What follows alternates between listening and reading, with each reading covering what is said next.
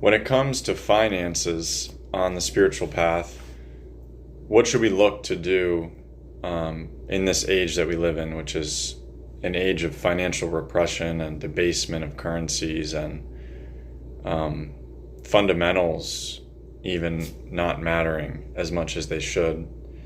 It's a difficult time for a spiritual person. Obviously, as Christ said, you cannot worship God and mammon.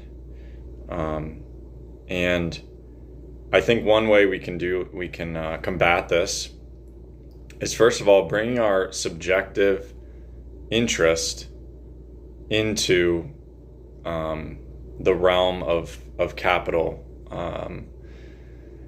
And so, taking an active management stance on your hard-earned capital, that is your willpower, and your freedom has gone into making that money.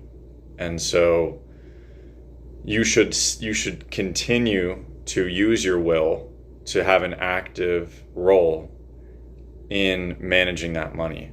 And so this is just my thoughts based on things I've read from spiritual science. But when the money goes into something like a passive investing fund, which we've seen just so prevalent nowadays, most people is passive investing.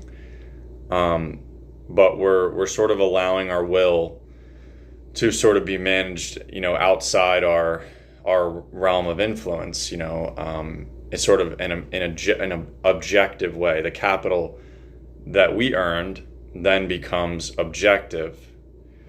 And we want to be able to have that subjective interest and also active interest in what we do. And I think from there, it's really tough to say what to invest in, but as long as you do your research, you look at it from many different angles, you analyze it, you try to understand it, even if it takes a long time to understand it, maybe, but don't fall into it completely either, right? Don't fall into the forces of capital where you're sort of getting thrown hither and thither by the moves in the markets and all the things like that. You want to, once you do the research, once you do the activity, you can then let it go and do its thing because you've done the research and you brought your will into that matter.